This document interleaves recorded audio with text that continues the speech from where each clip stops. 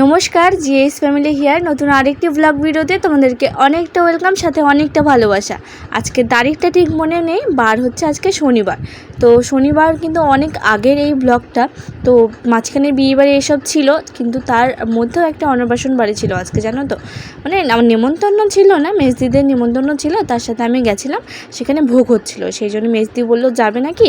আর আমি মেজদিকে আগে থেকেই বলে রেখেছিলাম যে যদি ভোগ হয় আমাকে একটুখানি বলো, তো ভোগে যাওয়াই যায়, সেই জন্য গেছিলাম আর কি। তো সেদিন ঝটপট এদিকে দেখো সকালবেলা ও চলে যাওয়ার পরে আমি টুকটাক কাজগুলো গুছিয়ে নিয়েছি। গুছিয়ে নেওয়ার পরে টুকিটাকি আরেকটুখানি কাজ ছিল, রান্নাঘর থেকে সব বাসনপত্র এসব নিয়ে এসে এখানে মাজা ঘষা করছি। আর তার সাথে একটুখানি যে ভাতের হাঁড়ি ধরার জন্য যে নোথাগুলো বা নোছা যাই বলো না কেন, যেগুলো হয় আর কি, যেগুলোকে বলেছে রান্নার কাপড়গুলো একটুখানি ধরার জন্য, সেগুলো কিন্তু অনেকটাই তেল মশলা কালি এসব তো কিন্তু লেগেই থাকে। তো রোজ চেষ্টা করি মানে 3-4টে কাপড় রেখেছি, রোজ চেষ্টা করে যেটা যেদিন হয়ে যায় সেটা সেদিন রেখে দেওয়ার। কিন্তু ওই যে মাঝে মাঝে যেন তাড়াহুড়োর মধ্যে করে ওঠা সম্ভব হয় না। আর যদি কোনো কারণে একটা জিনিস দুবার ব্যবহার হয়ে যায়, এত অবস্থা খারাপ হয়ে যায় যে মানে সেটাকে কাচতে গিয়ে মনে হয় যে আগে একটুখানি কেচে দিলেই পারতাম, আর হাতে নিতে যেন কেমন লাগে। আর যদি বাড়িতে না থাকি, বাপ ছেলে মহিলাদের যদি থাকে, আর সেই 2-3 দিন পর যদি বাড়িতে এসে ফিরি না, তাহলে কি বলবো যে ধরার কাপড়গুলো ধরার আর কি বলবো, ধরার মতো আর থাকে না। এত মানে ধুলোর মধ্যে রেখে দেয়, নিচে রেখে দেয়, মাটিতে রেখে দেয়। আর আমি রান্না করার সময় একটুখানি উঁচু জায়গায় কোনো থালার ওপরে বা এমনি ভালো জায়গায় রাখার চেষ্টা করি, কিন্তু বাপ ছেলেতে মিলে একদম মাটিতে রেখে দেবে।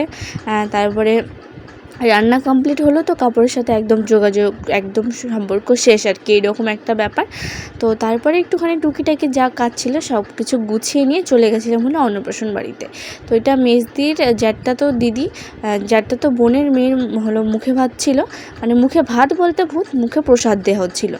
তো এই যে পুচকিটা রয়েছে আর তাকে যে এখন সাজিয়ে দিচ্ছে, এটাই হলো ওর মা। আর এটা হলো গুরুদেব আর কি, গুরুদেব কি কোনো আশ্রমের কোনো ইয়ে হবে, ঠিক মতো আমি বলতে পারছি না, কারণ এদের সম্পর্ক তো ঠিকঠাক বোঝা যায় না, তাই না। যাই হোক, মানে কিছু একটা হবে, স্বেচ্ছাসেবক বা এরম কিছু একটা বলা হয় যে সেগুলো। তো সত্যি বলতে পুচকিটা এত সুন্দরভাবে খাচ্ছিল, আর একদম লেহেঙ্গা পরিয়েছে, মুখটা ক্লিয়ার আসেনি কারণ লাইটের অপোজিটে বসিয়েছিল তো সেই জন্য কিন্তু মুখে একদম লাইটটা আসেনি আর কি। তো একদম কান্নাকাটি করেনি, কি সুন্দর চুপচাপ ছিল। আর এত গরমে যে ও একদমই বিরক্ত হয়নি সত্যি। আর প্রচণ্ড ভালো খাচ্ছিল, একদম চেটে চেটে খাচ্ছিল। পায়েস দিয়েছিল মুখের মধ্যে একটুখানি, কি বলবো, খুব সুন্দরভাবে খাচ্ছিল।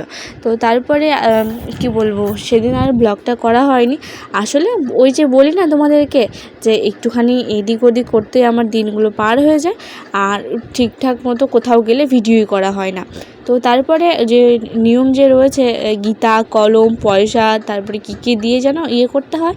তো পুচকিটা এখন কিন্তু হাতের মধ্যে গীতা নিয়ে যায়, আর কিন্তু কলম দুটোই 2 হাতে ধরে নিয়েছে। তো তারপরে আমরা খাওয়া দাওয়া করে নিয়ে, মানে প্রসাদ নিয়ে তারপরে চলে এলাম বাড়িতে এসে আজকে শনিবার, রবিবার কালকে আমার বিয়ে বাড়ি রয়েছে, তার সাথে আবার যার বিয়ে সে আমার কাছে সাজবে। তো সেই জন্য দেখো এখানে আমি সব কিছু গুছিয়ে নিচ্ছি ঠিকঠাকভাবে, কারণ কোথাও গিয়ে যদি দেখি যে কোনো কিছু ছাড়া পড়েছে, সেটার মতো বিরক্তিকর ব্যাপার কিন্তু আর দুটো হবে না। তো সেই জন্যে সব কিছু আগে দেখে নেওয়া ভালো, সাথে গুছিয়ে নেওয়া ভালো। আমি না কোনো দিন যদি কোথাও যাই, মানে আগে থেকে যদি যাওয়ার প্ল্যান থাকে, আমি আগের দিন রাত্রেবেলায় সব কিছু গুছিয়ে রাখি, কারণ আমার প্রচণ্ড ভুলো মন, কী নিতে কী নেব না সেই নিয়ে আবার পরে জ্বালা হবে। সেই জন্য কিন্তু আমি আগে সব কিছু গুছিয়ে নিই। আর এখানে আমি একটুখানি দেখছিলাম যে কলকা করার জন্য যে ফেব্রিকটা হয়, সেটা অনেক সময় শুকিয়ে যায়, তো সেটাই আমি দেখে নিচ্ছিলাম যে ঠিকঠাক আছে কি না। আর বাইরে থেকে বোঝা যায় না, সেই জন্য একটুখানি খুলে নিচ্ছিলাম।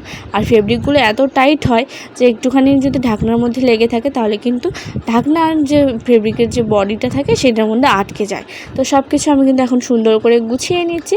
আর এদিকে দেখো মেকআপ শিখলাম, সাথে ইউটিউব করছি।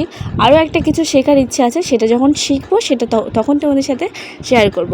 সত্যি বলতে ইউটিউবটাতে একটুখানি এগিয়ে গেছি, মেকআপের কোর্সটাতে কমপ্লিট করে ফেলেছি, কিন্তু এখন এত মেকআপ আর্টিস্ট যে কী বলবো। সেই জন্য এখন ভাবছি যে এটা না করে অন্যটা করলে মনে হয় বেটার হতো। তো যাই হোক, সেটাও করার ইচ্ছা আছে। কারণ একটাই জীবন, সব কিছু করতে চাই, তার থেকে বড় কথা যে নিজের পায়ে একটা দাঁড়ানো, সেটা আমার প্রচণ্ড ইচ্ছে। আমি আমার বড়মশাইকে মাঝে মাঝেই বলি যে 1 মাসের হলে, মানে 1 মাসের জন্য হলেও আমাকে একটা কাজ খুঁজে দিও, মানে যেন বলতে পারি যে আমি একটা কাজের সাথে যুক্ত ছিলাম। বা ইউটিউবটা করলেও হবে যে আমি সোশ্যাল মিডিয়ার সাথে যুক্ত আছি, বা এই যে বিউটিশিয়ানের যে কাজগুলো করছি সেগুলো করলেও হবে। মানে আমি চাই যে কোনো একটা দিক থেকে যেন আমার একটা নাম থাকে, যে হ্যাঁ আমি এ হই, আমি সে হই, এইভাবে একটা যেন আমার নাম থাকে। সত্যি আমার নিজের একটা পরিচিতি গড়ের ভীষণ ইচ্ছে। কিন্তু ওই যে যখনই আমি কিছু করি তখনই যেন একটা পায়ের মধ্যে একটা, মানে কী বলবো, যেন বেড় আটকে যাওয়ার মতো। ব্যাপারটা হলো এই যে এত দামি প্রোডাক্টস, তারপরে এত টাকা দিয়ে কোর্স করলাম, তারপরে প্রচুর খরচা হয়েছে। তো কিছু মানুষ মনে করে যে নিজেদের মধ্যে আবার ফ্রিতে কেন সাজিয়ে দেবে না। ফ্রিতে সাজিয়ে দেবো, প্রোডাক্টসগুলো কিনে অবশ্যই সাজিয়ে দেবো, হাতের কাজে তো কোনো যায় আসে না। আসলে আমি নিজেদের মধ্যে শুধু প্রোডাক্টের দামগুলোই ধরি।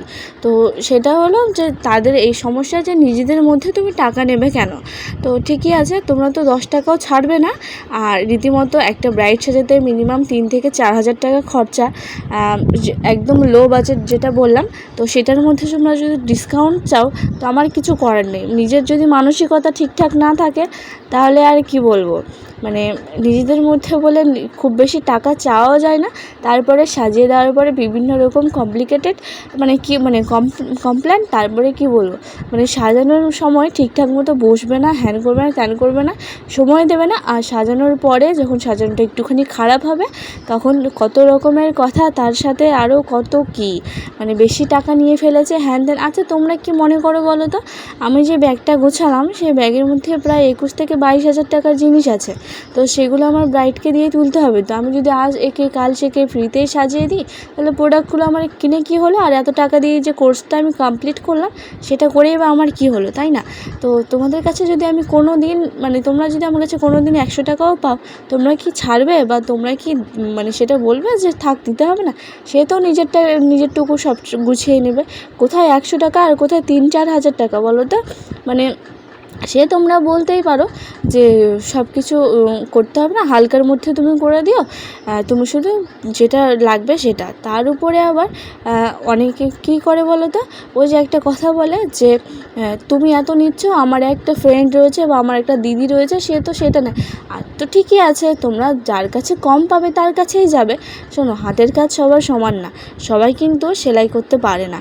তো মানে ব্যাপার হলো সবাই তো, ধরো যারা টেলারি করে সবাই তো সেলাই করে, কিন্তু কারো চার্জ বেশি, কারো চার্জ কম। কেন? কারণ তারা ঠিকঠাক মতো একজন কাজ করতে পারে আর একজন করতে পারে না। তো এটা ছিল বৃহস্পতিবারের ব্লগ। আজকে ঠাম্মা ওরা এসেছিলো, সেই জন্য দুপুরবেলায় তোমাদের সাথে কিচ্ছু শেয়ার করতে পারিনি। শনিবার আর বৃহস্পতিবারের ব্লগ কিন্তু তোমাদের সাথে একসাথে শেয়ার করছি। আর এদিকে দেখো আমি সন্ধ্যাবেলায় পুজো দিয়ে নিলাম। আর কেমন লাগছে ঠাকুর ঘরটাকে অবশ্যই জানিও। আর আজকে তোমাদের জন্য কোনো কথা ছিল না, ছিল আমার রিলেটিভসদের জন্য। তো চলো আজকে আমাদের তোমাদের সাথে এখানে বিদায় নিচ্ছি। দেখা হচ্ছে পরের দিন নতুন আরেকটি ব্লগ নিয়ে, নতুন আরেকটি দিনে, ঠিক দুপুর 2টোয়। ততক্ষণে ভালো থেকো, সুস্থ থাকো। আর ভিডিওটি ভালো লাগলে অবশ্যই চ্যানেলকে সাবস্ক্রাইব করো। টাটা।